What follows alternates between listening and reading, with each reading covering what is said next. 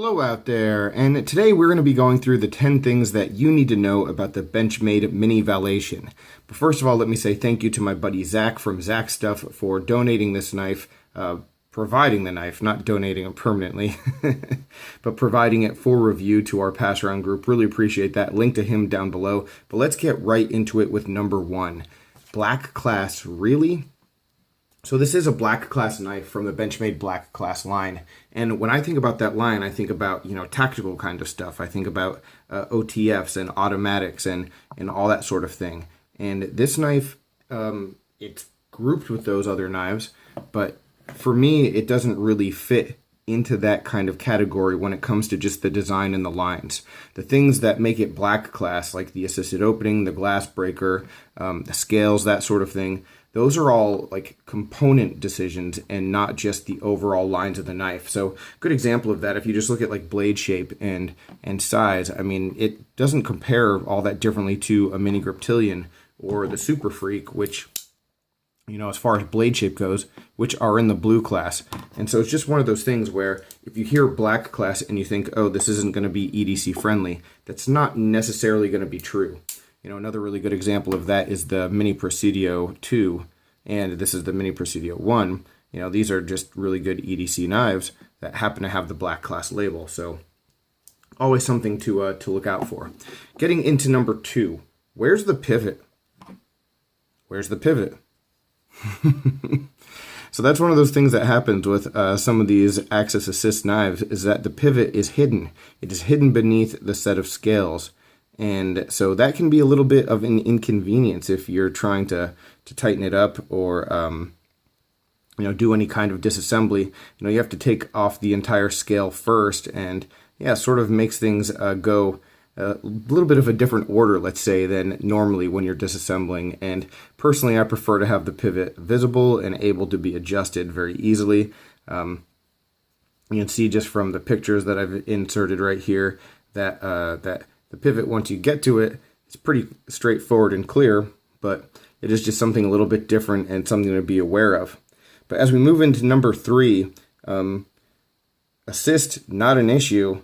This is an Axis assisted knife, and a lot of people might prefer the manual Axis lock. I personally do myself, but the assisted version here is not a problem at all. I actually really like it, and a couple of the things that sometimes bother me about the Axis Assist knives don't bother me here. The first one actually sort of goes back to that pivot, where what I've noticed, especially with like the Benchmade Volley, which I had a few of, was that as I fired that knife, the firing mechanism, the coil, is super strong. I mean, it flies out, and so that just creates that that impact over and over again. And what I found with the Volley was that pivot would loosen. Well, the pivot loosens and you get a little bit of play. You have to open up the knife, take it, it's a big production in order to adjust it. This knife has been opened a ton of times. No movement up and down, none left and right. I mean, it is very, very well put together. So I'm really excited about that, so that whoever owns this knife is not going to have like too much trouble in order to maintain it and to keep that lockup, because the lockup's not going anywhere. The other thing is that some of these Axis Assist knives, with the spring tension being so strong, they're hard to close one-handed, just because of like the dimensions of them and that sort of thing. But for me, I mean, this is super easy. So some of the drawbacks to having the Axis Assist, for me, it's not really happening here. So definitely positive stuff when it comes to that assisted opening mechanism on this knife. All right, and moving right along, getting into number 4, safety with ease. So this knife does have a safety. I don't like safeties on knives, unless I guess it's an auto, but I don't really have autos. So I don't really see the need for safeties. But if you're going to have a safety, do it like this. Make it unobtrusive, make it something that you don't even pay attention to if you don't use it, and make it actually functional if you do need it. The cool thing about the safeties on the Axis locks is that they're usable in 2 different settings. One, if the knife is closed, you can engage it, and you can see this bar will keep the knife from firing, right? That's probably the main point of the safety. 2, if it's open, the knife's not going anywhere, let's be real, but for extra security, you can push that safety in and you still can't disengage the knife. So just some added security, I guess. Not necessary at all, but if you're not going to use it, it's not going to bother you in hand either. So overall, a good way of doing something that I don't really care for, if that makes sense.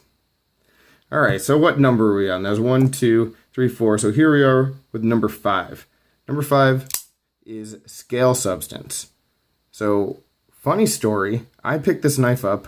I originally was sure that it was going to be aluminum scales, right?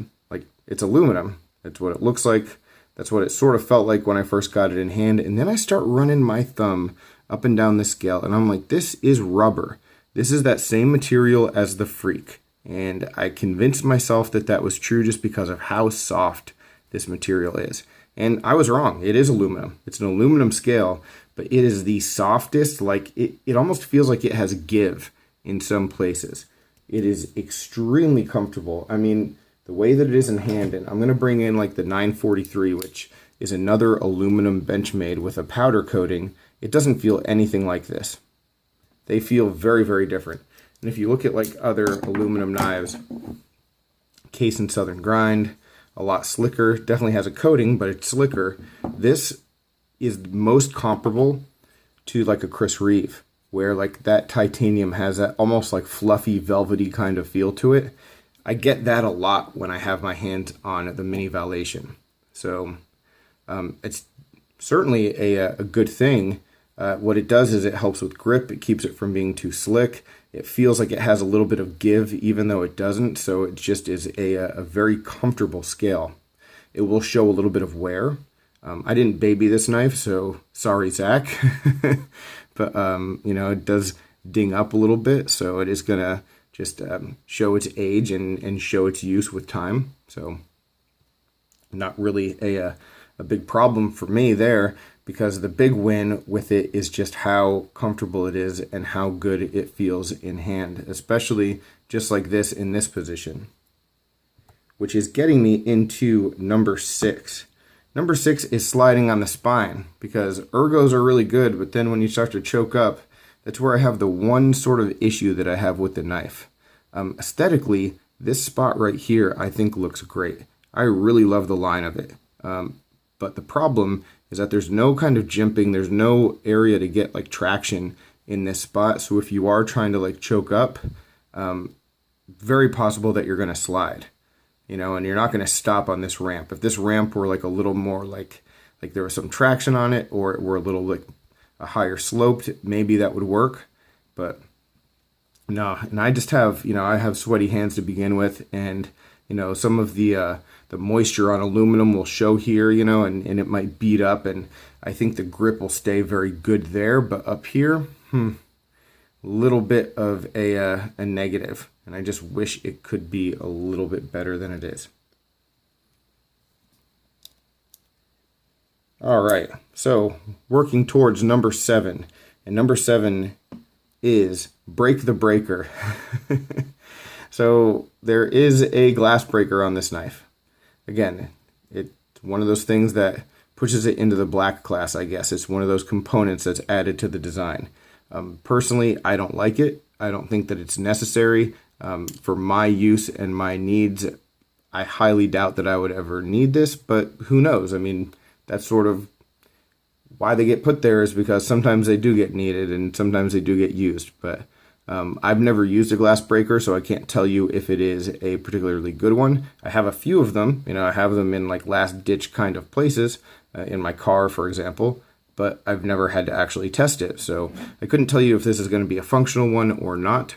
What I can say is that if you do want to remove it, it should be relatively easy. You know, just in disassembling the knife, you can't like take it out. It's actually attached to the backspacer, but it's really easy to get to the backspacer, and you could sand it down. The only potential issue with doing that is that you might just lose color. You know, there might be like just a physical blemish looking kind of like color patch on the backspacer, but it would be fairly easy to do. The problem that I have with it, just from a EDC kind of standpoint, is that when you're reaching into the pocket like this, you can potentially, and I've done it a couple times already, is like you hit your thumb on there, and if you're pushing down hard enough, it's pretty uncomfortable. It's it's a sharp thing, and it's in a spot that isn't really ideal for you to be hitting it over and over again with your thumb as this goes in and out of the pocket. So just something to be aware of there. All right, number 8, deep carry options. So every time we talk about this clip, I say the same thing over and over again, but I feel like it's good to just repeat it because of how well that it's done. I love the fact that Benchmade has this deep carry clip in all of their clips, even if they have 2 screw holes or 3. They still drill all 3 so that you can change out the clip and put on one of the classic ones if you want, change it to a different deep carry. Whatever it is you want to do, you can do it. And there's something to be said about consistency there. There's something to be said about getting it right and then just like not breaking something that isn't broken, or not fixing something that isn't broken. So I really like what they do with the clip. It does make the knife completely ambidextrous, which is very cool for all of you lefties out there. I'm one of them actually, so yeah, I can definitely appreciate that. Getting into number 9 though. So what about the price point and the price comparison for what you get? Is there competitive value here? So this comes in at $208. A little bit of a question mark. And the reason for that is if you don't value any of the components of this knife that set it apart and make it different from something like this, or something like this, then there really might not be a purpose in picking it up. It's not by design all that different from the manual ones.